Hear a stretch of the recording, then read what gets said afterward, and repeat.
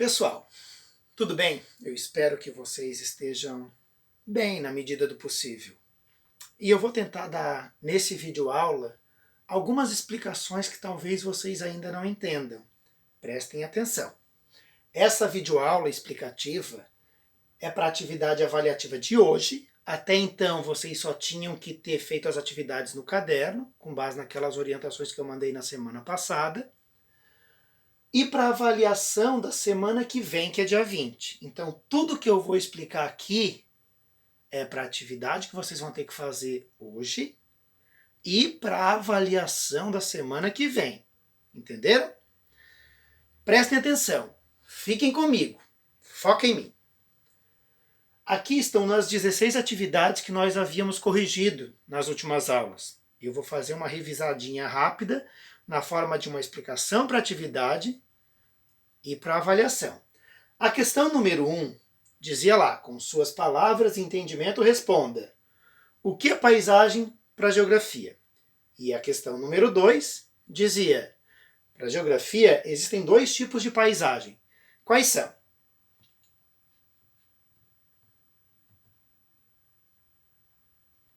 Esse slidezinho aqui, ó, ele ajuda vocês a entenderem isso, a memorizar um pouquinho disso. Então aqui, ó, o conceito de paisagem, o que é a paisagem? Paisagem é tudo aquilo que está ao alcance dos nossos sentidos. É tudo aquilo que nós percebemos ao nosso redor. É tudo aquilo que está ao alcance da nossa percepção. Que podem ser características políticas, econômicas, sociais, naturais, humanizadas, enfim. De um modo geral, é aquilo que está ao alcance da nossa visualização, é aquilo que vemos, mas não é só o que nós vemos. É o que vemos, ouvimos e sentimos. Por isso que tem a ver com os nossos sentidos, que tem a ver com a nossa percepção.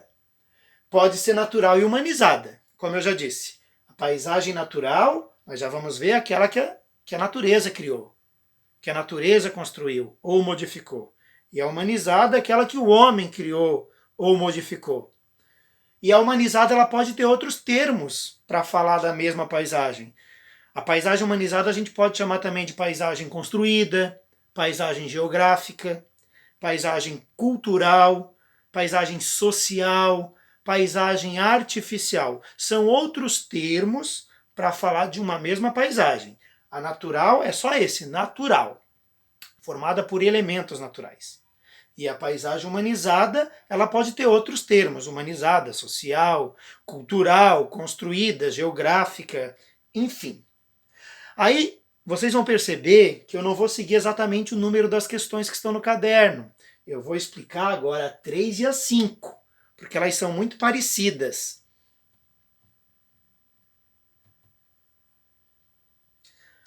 A questão 3 é o que são paisagens naturais, e a questão 5 é o que são paisagens humanizadas. Aí pedia para que vocês colocassem um exemplo lá no caderno de vocês. A paisagem natural, por exemplo, aqui nós temos uma cachoeira rodeada de mata, rocha, e aqui nós temos uma paisagem humanizada, uma grande cidade, pontes, prédios. Essa daqui ela é formada por elementos naturais. E essa daqui é formada por elementos construídos pelo homem.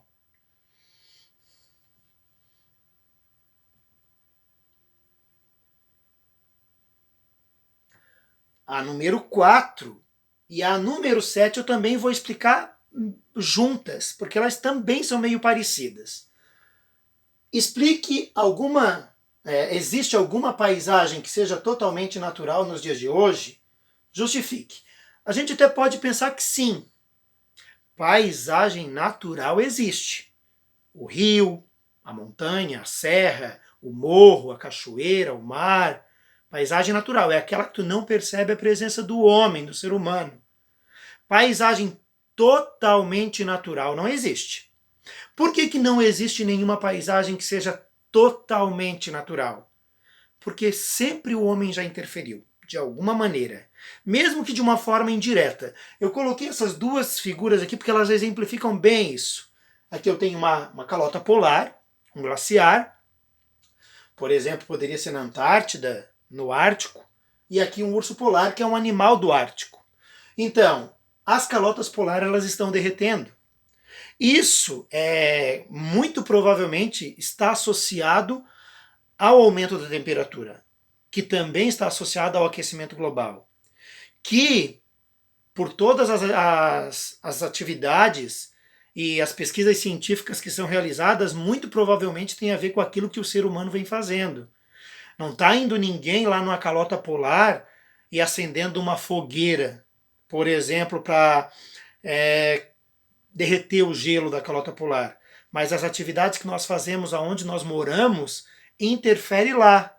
Quando, por exemplo, as chaminés das fábricas lançam dióxido de carbono, gás carbônico em grande concentração para a atmosfera.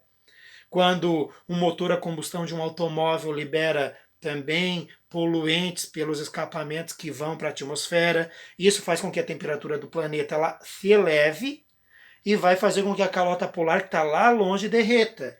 Então, mesmo que a gente pense que isso aqui poderia ser uma paisagem natural, totalmente natural ela não é. Entenderam? E aqui nós temos uma floresta. Na verdade, as duas imagens representam florestas. E a pergunta é, ao se observar uma floresta, está sempre sendo verificada em qualquer situação a presença de uma paisagem natural? E está pedindo para vocês justificarem também. Aí o que a gente pode dizer? Tem florestas naturais? Tem. Floresta amazônica, por exemplo, no Brasil e em outros países da América do Sul. A Mata Atlântica, onde ela ainda existe nas áreas litorâneas do Brasil, por exemplo. A Floresta do Congo, na África, por exemplo. Áreas de pradarias, por exemplo. Aqui nós temos exemplos de paisagens de florestas que são naturais, totalmente naturais? Não. Aqui, por exemplo, nós temos uma plantação exótica, ó. Muito provavelmente uma mata de pinos. E aqui nós temos as duas. A área de floresta natural, nativa, e a floresta exótica aqui. Nesse caso aqui, eucaliptos, por exemplo. Todas as duas, tanto a mata de pinos quanto a mata de eucalipto, embora sejam florestas, elas não são naturais. Não são naturais por quê? Porque foi o homem que plantou. Quando que isso aqui seria uma mata natural? Se fosse lá nos Estados Unidos, por exemplo. Lá ela é uma mata nativa. A floresta de eucalipto, lá na Austrália, ela é uma mata nativa. Aqui no Brasil não é. Certo? Toda a floresta de pinos, pinheirinho americano, e toda a mata de eucaliptos no Brasil, ela é humanizada, pois foi o homem que plantou. Então, nem sempre uma floresta é uma paisagem natural, apesar de ser floresta. Nos leva a crer que essa paisagem ela é natural, mas na verdade não é. Se for uma floresta de pinheiro americano no Brasil, por exemplo, ela não é natural, ela é humanizada.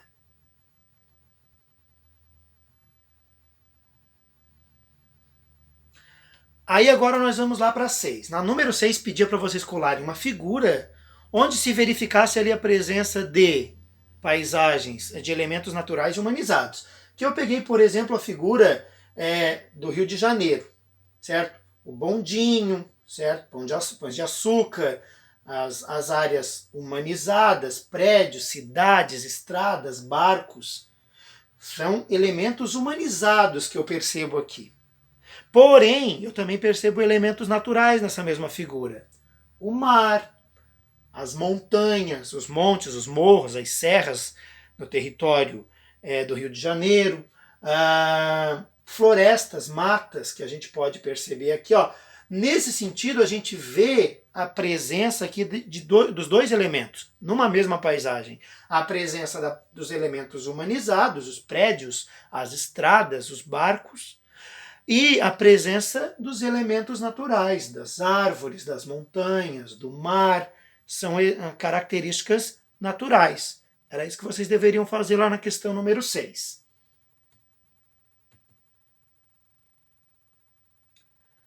Número 8. A número 8 eu peguei aqui duas imagens do mesmo município, Alfredo Wagner, que é o nosso município. E pedi o seguinte, para que vocês analisassem figuras e por que elas se tornam importantes no estudo da paisagem. Como que essas figuras se tornam importantes no estudo da paisagem? Se nós pegarmos, no caso aqui, Alfredo Wagner, que é a nossa realidade, é o que nós conhecemos mais, nós vamos perceber diferenças. É isso que eu quero que vocês entendam. Se nós analisarmos duas imagens, duas figuras de um mesmo território em períodos de tempo diferentes, é isso que nós vamos perceber. Diferenças, modificações, mudanças. Se nós pegarmos lá uma figura de Alfredo Wagner há 40, 50 anos atrás e uma figura mais atual, a gente vai perceber isso. Que, por exemplo, nós temos uma ponte que ligava o centro do município hoje ao bairro do Estreito, ao bairro Águas Frias. Podemos perceber que muito dessa estrutura aqui mudou. Muito dela mudou. A ponte, por exemplo, já não existe mais. Essa ponte aqui é aquela mesma ponte lá. Ó. Então, aqui é onde vem para o Estreito e aqui onde vai para o bairro das Águas Frias. Essa ponte aqui é aquela ponte lá do Trevo, que liga o nosso município e outros municípios a Lages, a Florianópolis, por exemplo. Então a gente percebe o que analisando imagens? Mudanças, diferenças, modificações. Como o exemplo que eu dei lá na sala de aula para vocês. Qual foi o exemplo que eu dei lá na sala? De vocês mesmo. Se vocês pegassem uma fotografia de vocês dos dias atuais e uma de há 10 anos, há 9 anos, vocês estariam muito diferentes. Bebês. Por quê? Porque o tempo passou e fez com que vocês mudassem. Vocês tiveram diferenças no corpo. As cidades, o espaço geográfico é a mesma coisa.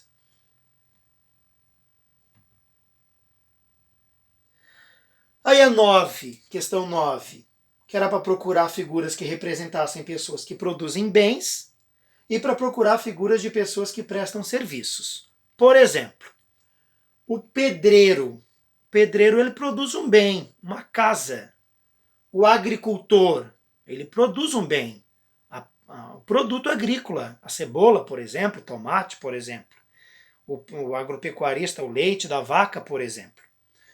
A costureira, a peça de roupa, por exemplo. Tu consegue ver o produto. Isso é o bem. Quem produz bens, tu consegue ver o produto. Prestação de serviços. A pessoa, a profissão que presta serviços, tu não vê necessariamente o serviço, o produto. O professor, por exemplo, ele presta um serviço. Tu não vê de fato o serviço, a inteligência, o saber, o conhecimento na cabeça de um ser. Tu não consegue ver. O policial, ele também presta um serviço. Ele protege as pessoas, ele orienta as pessoas a como se portarem. O médico salva vidas, por exemplo, mas tu não olha para o médico e tu não sabe quantas vidas ele salvou. O produto produzido. Então, essas pessoas prestam serviços. Um professor, o policial, o médico, o bombeiro, por exemplo. E bens, tu consegue ver o produto produzido. Nesse sentido. Tudo isso que a gente está falando, pessoal, tudo isso que a gente está falando, a gente está trabalhando a ideia de espaço geográfico. Certo? O que é o espaço geográfico? Tem duas formas de vocês responderem de uma forma clara o que é o espaço geográfico. O espaço geográfico seria um conjunto de paisagens e lugares. Primeiro vamos partir disso. O espaço geográfico é um conjunto de paisagens e lugares. E esse espaço geográfico, de uma forma bem restrita, bem concentrada, eu poderia dizer o que constitui esse espaço geográfico. Ele é constituído por paisagens naturais e humanizadas, portanto lugares, né? Paisagens naturais e humanizadas, leis, essas leis vão regular a vida em sociedade, vão dizer como é que essa sociedade deve se portar, o que ela deve fazer para que ela seja ordeira, para que ela cumpra aquilo que é correto, e por relações sociais, como é que essas relações se estabelecem, como é que as pessoas devem agir uma com as outras, numa relação comercial, por exemplo, uma relação familiar, relação social, relação entre pessoas, entre a sociedade. Então são esses 4 itens: a paisagem natural, a paisagem humanizada, a lei e a relação social. Seguindo esse item, pessoal, a gente vai perceber que dentro desse espaço geográfico, a gente vai perceber a presença das desigualdades sociais. E o que é esse fenômeno? O que é esse fenômeno de desigualdade social? Essa imagem aqui ela ilustra, assim como muitas outras poderiam ilustrar, mas essa aqui ilustra a presença da desigualdade social, a presença daquilo que representa a riqueza, certo? Esses prédios lá no fundo da imagem, e aqui a presença daquilo que representa a pobreza, um bairro de periferia, muito comumente chamado de favela, certo? Mas é um termo que a gente deve evitar. São comunidades de periferia, certo? Por exemplo, isso a gente vai perceber aí a existência da desigualdade social. Os bairros mais nobres, a riqueza, e o bairro mais de periferia, a pobreza. Isso é desigualdade social. Diferenças socioeconômicas. Diferenças socioeconômicas na sociedade, entre as camadas da sociedade. Aí a gente percebe a presença da desigualdade social. Por exemplo, lá no trânsito a gente vai perceber, na pessoa que tem moradia e na outra que não tem, ou que tem uma moradia mais luxuosa e uma casa mais simples, são presenças aí de desigualdades sociais. Aqui, a 12, a 13 e a 14, elas trabalham dentro da mesma ideia. A 12, como é chamado o conjunto de conhecimentos que permite ao ser humano modificar a natureza e satisfazer as suas necessidades. Graças ao trabalho, as pessoas satisfazem algumas necessidades. E como é chamado o rendimento, o valor que uma pessoa recebe na produção de um bem, seja na prestação de um serviço. E eu coloquei aqui um esqueminha para vocês entenderem melhor. Tudo parte do espaço geográfico, que é aquilo que eu acabei de explicar, certo? Dentro desses espaços geográficos vão existir paisagens naturais e humanizadas. Vão existir paisagens naturais e humanizadas. Essas paisagens naturais e humanizadas, elas vão ser constantemente modificadas pelo homem, tanto as naturais como as próprias humanizadas. Ele continua modificando.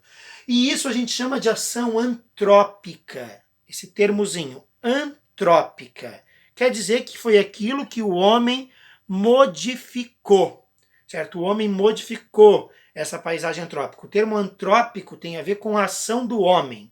Quando há uma ação antrópica, há ali a ação do homem. E isso tudo provoca modificações nesse espaço geográfico. Tudo isso por causa do quê? Por causa do trabalho. Esse trabalho permite com que o ser humano modifique a natureza. E como é que o ser humano ele trabalha? Ele precisa de técnicas. Guardem essa palavrinha aí. Técnicas. É graças à técnica, são graças às técnicas que as pessoas realizam as suas atividades, realizam o seu trabalho. Por exemplo, se eu pegasse uma ideia de um mecânico, ele vai conseguir abrir um automóvel, por exemplo, o motor de um automóvel, resolver o problema, fechar esse motor de novo e ele vai voltar a funcionar. Se uma outra pessoa de uma outra profissão tentasse fazer isso, ela não conseguiria. Eu, por exemplo, eu não conseguiria. Por quê? Porque eu não tenho aquela técnica.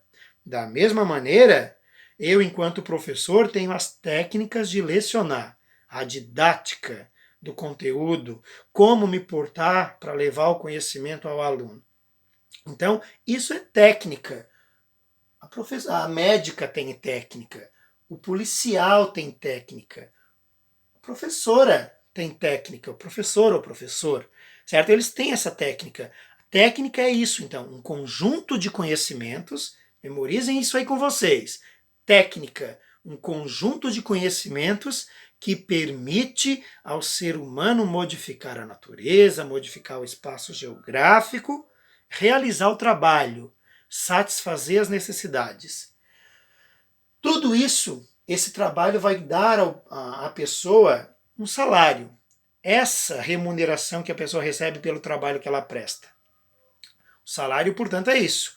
O rendimento, o valor que a pessoa recebe pelo serviço prestado, por aquilo que ela desempenha, pelo bem que ela produz.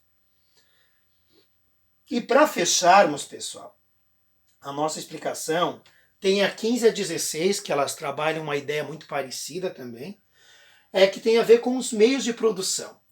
Por que eles são importantes? Vamos primeiro partir para aquilo que corresponde aos meios de produção. O que são os meios de produção? Tem duas coisas que constituem os meios de produção. Os meios de produção são formados por dois aspectos. Primeiro, matéria-prima. Segundo, instrumento de produção. É isso que forma, que constitui os meios de produção. Matéria-prima e instrumento de produção. Por que eles são importantes? Sem eles, não há produção. Vamos partir do princípio desse esqueminha aqui para vocês perceberem. Onde é que está a matéria-prima, onde é que está o instrumento de produção e onde é que está o produto final. A matéria-prima eu tenho aqui, ó, o leite. Lá na área rural, na atividade agrícola, na atividade pecuária, vai ter a produção do leite, a matéria-prima, o leite. Esse leite, aqui já começa um processo de instrumentalização de produção. Lá na indústria vai se concluir isso. Por exemplo, o caminhão do leite vai vir aqui, pega o leite, leva lá para a indústria, faz o leite pasteurizado, bota lá na caixinha, por exemplo. Faz o queijo, faz o laticínio, faz os derivados.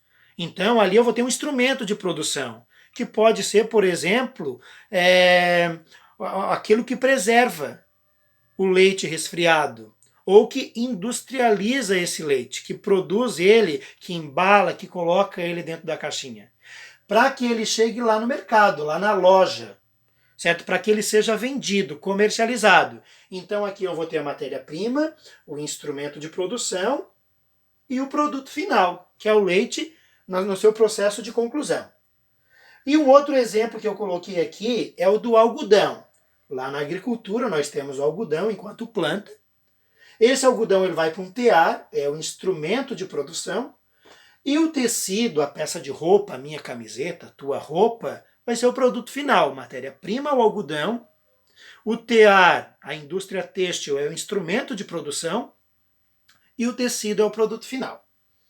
Bom, para que vocês entendam, pessoal, para fechar melhor essa explicação, lá na internet vocês vão encontrar, o professor já disponibilizou isso na outra aula, o livro digital de Geografia, Território e Sociedade do 6º ano. Digitem lá no Google isso, certo? Se vocês tiverem alguma dúvida.